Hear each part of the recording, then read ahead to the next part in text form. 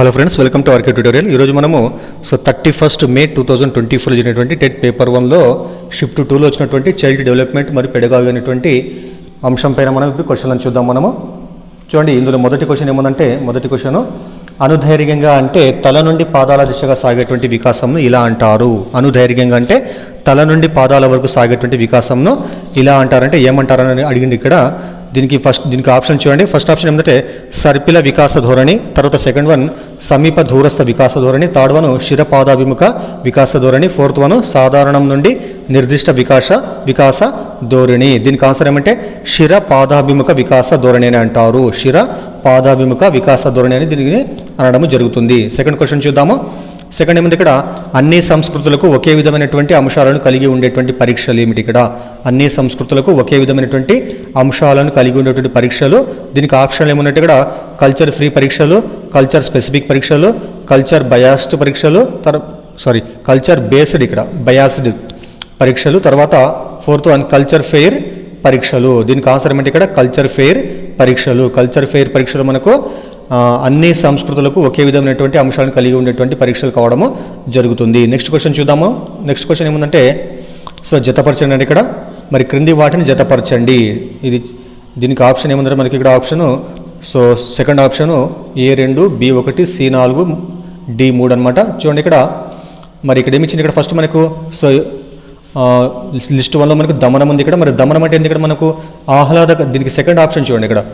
ఏకు 2 స్టేట్మెంట్ అవుతుంది, 2 అనేటువంటి కరెక్ట్ ఆన్సర్ అవుతుంది. దమనం అంటే ఇక్కడ ఆహ్లాదకరంగా లేని జ్ఞాపకాలను ఉద్దేశపూర్వకంగా అచేతన స్థితిలోకి నెట్టడము. అంటే మనకు ఇంట్రెస్ట్ లేకుండా మనకు ఇబ్బంది పెట్టే అంశాలు ఏం చేస్తాం మనము, మనకు తెలియకుండానే వాటిని మనం అచేతన స్థితిలో వాటిని నెట్టివేయడం జరుగుతుంది. కాబట్టి దమనం అంటే ఆహ్లాదకరంగా లేనటువంటి జ్ఞాపకాలను ఉద్దేశపూర్వకంగా అచేతన స్థితిలోకి నెట్టివేయడం అనమాట. సెకండ్ ఏముంది ఇక్కడ క్షయం అంటే ఇక్కడ ఉపయోగించని సమాచారం కాలక్రమేణా క్షీణిస్తుంది. దీనికి ఒకటోది అనమాట ఇక్కడ లిస్ట్ 2లో ఒకటవది.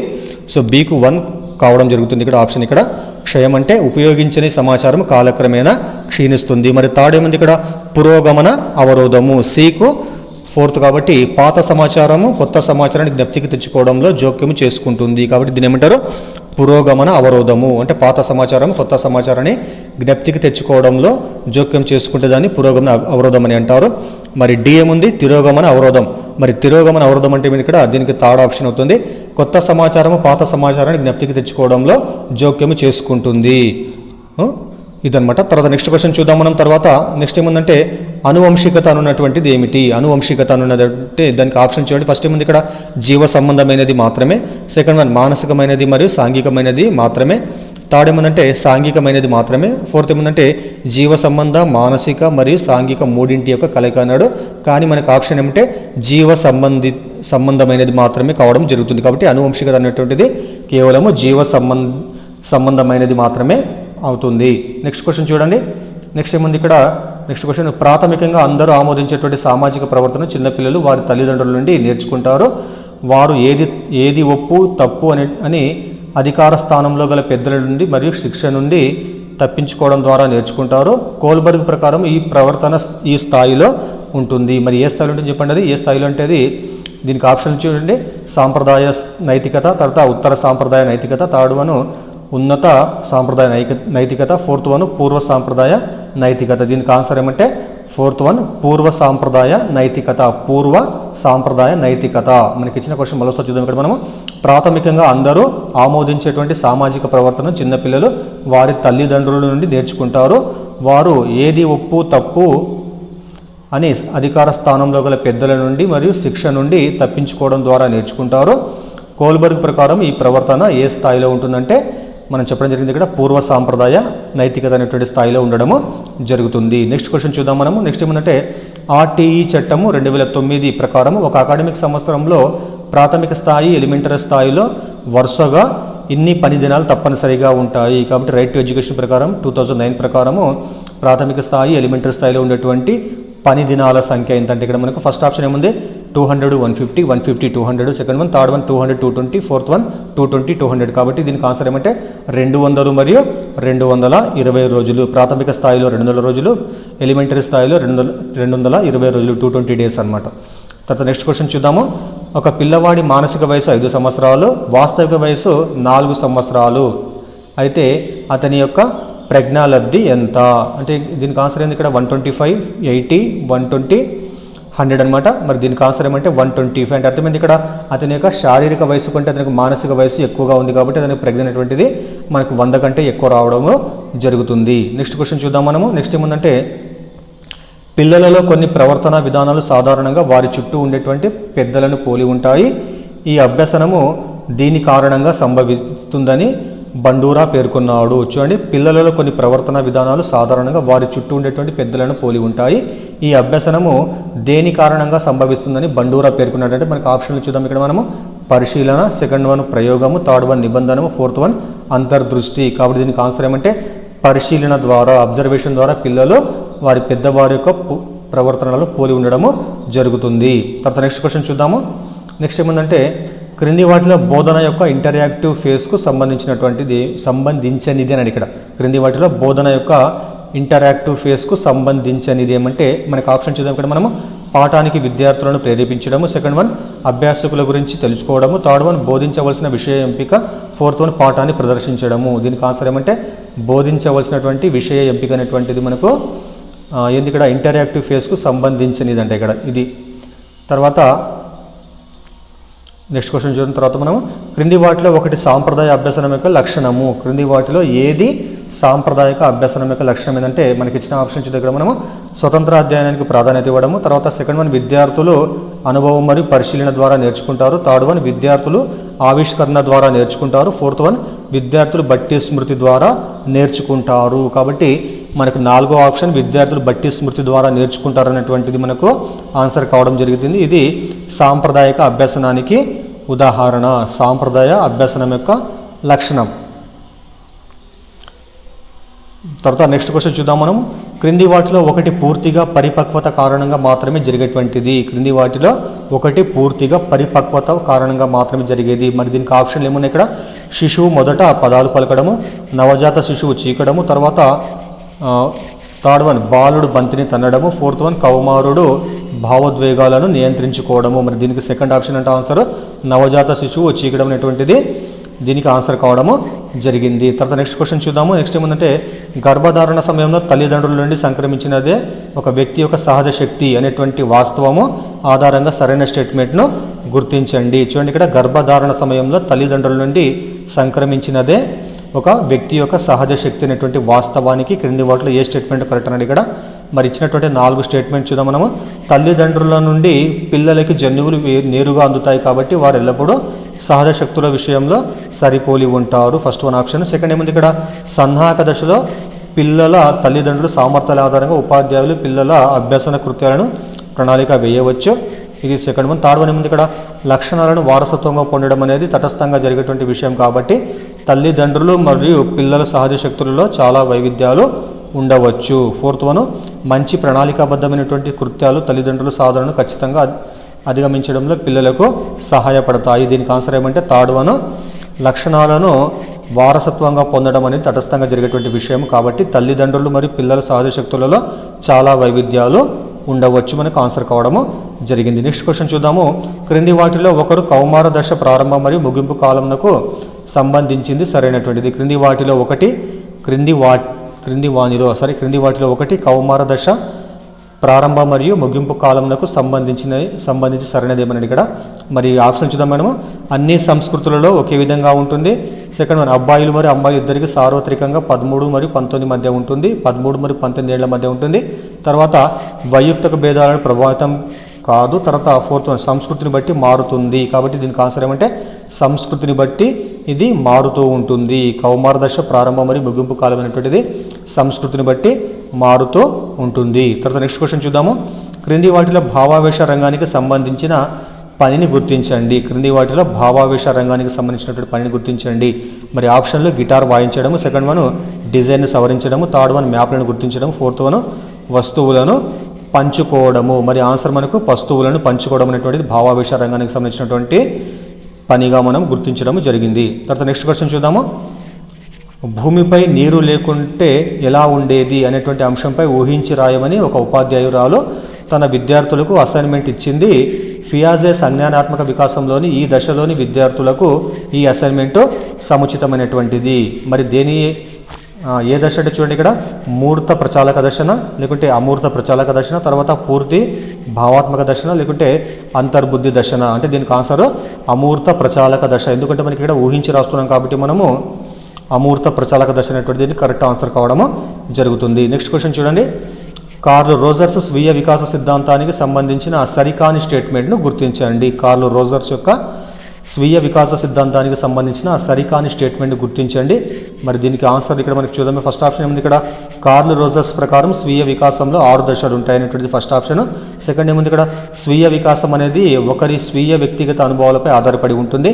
థర్డ్ వన్, ఒక వ్యక్తి యొక్క స్వీయత వారి పెరుగుదల, వికాసం మరియు పరిసరాలతో సముచితమైనటువంటి సర్దుబాటు ప్రక్రియలను నిర్ణయిస్తుంది. ఫోర్త్ ఏముంది ఇక్కడ, అసమంజసమైనటువంటి ఆదర్శాత్మక లేదా అసత్యమైన ఆత్మభావన అభివృద్ధి విషమయోజనానికి దారితీస్తుంది. మరి దీనికి ఆప్షన్ ఏమంటే ఇక్కడ మనకు సరికానిటువంటి స్టేట్మెంట్ ఏమంటే, కార్ల్ రోజర్స్ ప్రకారము స్వీయ వికాసంలో 6 దశలు ఉంటాయనేటువంటిది మనకి ఇక్కడ స్టేట్మెంట్ సరికాని స్టేట్మెంట్ కావడం జరుగుతుంది. మిగతా 3 కూడా సరైనటువంటి స్టేట్మెంట్లు కావడము జరిగింది. తర్వాత నెక్స్ట్ క్వశ్చన్ చూద్దాము. ఒక వ్యక్తికి కొన్ని యాదృచ్ఛిక గీతలు ఉన్నటువంటి కాగితం ఇవ్వబడింది.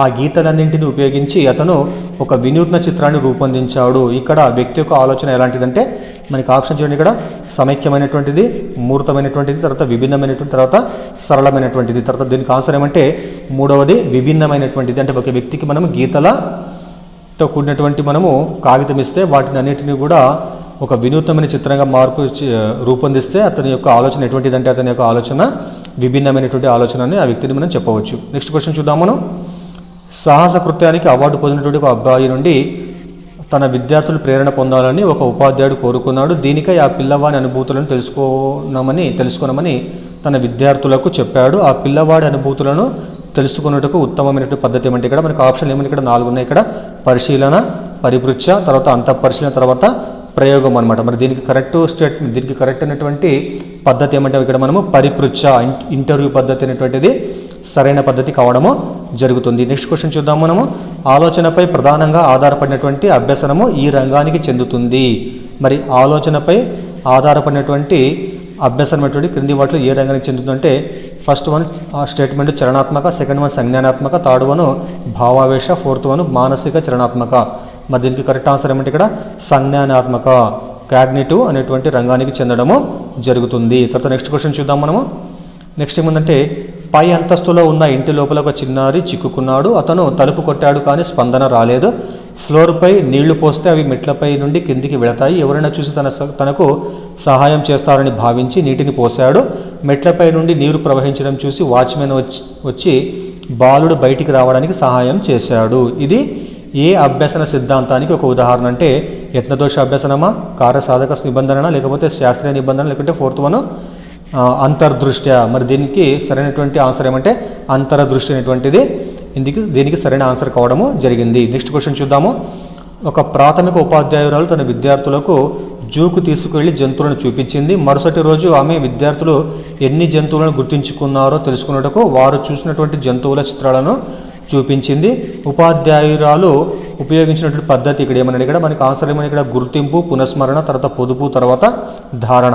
మరి దీనికి ఆన్సర్ ఏమంటే గుర్తింపు పద్ధతి, రికగ్నైజేషన్ పద్ధతిని ఆ ఉపాధ్యాయురాలు ఇక్కడ ఉపయోగించడము జరిగింది. నెక్స్ట్ క్వశ్చన్ చూద్దాం. మనం నెక్స్ట్ ఏమంటే తన దేశంలో డ్రైవింగ్ నేర్చుకున్నటువంటి ఒక వ్యక్తి తన రోడ్డు నిబంధనలకు విరుద్ధంగా నిబంధనలు ఉన్నటువంటి మరో దేశానికి వెళ్ళాడు. కొత్త దేశంలో డ్రైవింగ్ చేయడంలో ఆ వ్యక్తి ఎదుర్కొనేటువంటి సమస్యకు కారణం ఏమంటే ఇక్కడ మరి ఆప్షన్ చూడడం కూడా మనము అభ్యసనం యొక్క ప్రతికూల బదలాయింపు, అభ్యసనం యొక్క అనుకూల బదలాయింపు, అభ్యసనం యొక్క శూన్య బదలాయింపు, ద్వైపాక్షిక అభ్యసన బదలాయింపు. దీనికి ఆన్సర్ ఏమవుతుందంటే అభ్యసనం యొక్క ప్రతికూల బదలాయింపు. అంటే అర్థమైంది ఇక్కడ అక్కడ తన దేశంలో ఉన్నటువంటి రోడ్డు నిబంధనలు పూర్తిగా మరో దేశంలో వ్యతిరేకంగా ఉన్నాయి కాబట్టి ఆ వ్యక్తి ఎదుర్కొనేటువంటి సమస్యకు కారణం ఏంటి ఇక్కడ అభ్యసనం యొక్క ప్రతికూల బదలాయింపు కావడము జరుగుతుంది. నెక్స్ట్ క్వశ్చన్ చూడండి. నెక్స్ట్ ఏమంటే వీటి వలన ఏర్పడే అసమానతలను బోధనా ఆచరణలో సవరించాలి. వీటి వలన ఏర్పడేటువంటి అసమానతలను బోధనా ఆచరణలు సవరించాలి. మరి వీటి వల్ల అంటే సంస్కృతి, భాష, సెకండ్ వన్ వైకల్యాలు, వైకల్యతలు మాత్రమే. తర్వాత థర్డ్ వన్ లింగం కులం మాత్రమే, లేకుంటే అన్ని వైవిధ్యాలు. మరి దీనికి ఆన్సర్ ఏమంటే అన్ని వైవిధ్యాలు. అన్ని వైవిధ్యాల వల్ల ఏర్పడేటువంటి అసమానతలను బోధన ఆచరణలో సవరించాలి అనేటువంటిది ఆన్సర్ కావడము జరిగింది ఇక్కడ. నెక్స్ట్ క్వశ్చన్ చూద్దాము. క్రింది వాటిలో ప్రతిభావంతులను పేర్కొనని దానిని గుర్తించండి. క్రింది వాటిలో ప్రతిభావంతులను పేర్కొనని దాన్ని గుర్తించండి. ఇక్కడ మనకు ఆప్షన్ చూడండి. ఇక్కడ 8 సంవత్సరాల వయసులో నరేష్ అంతర్జాతీయ పెయింటింగ్ ఒలింపిక్స్ పోటీలో విజేతగా నిలిచాడు. First one. సెకండ్ ఏముందంటే తర్వాత 15 సంవత్సరాల వయసులో పార్దు కెమిస్ట్రీలో పట్టభద్రుడు అయ్యాడు. తర్వాత థర్డ్ ఏముంది ఇక్కడ 16 సంవత్సరాల వయసులో నితిన్ 10వ తరగతి పరీక్షలో ఉత్తీర్ణత సాధించాడు. ఫోర్త్ వన్ 14 సంవత్సరాల వయసులో ఉర్వి యొక్క ప్రయోగాత్మక ఆలోచన నాసా చేత ఎంపిక చేయబడింది.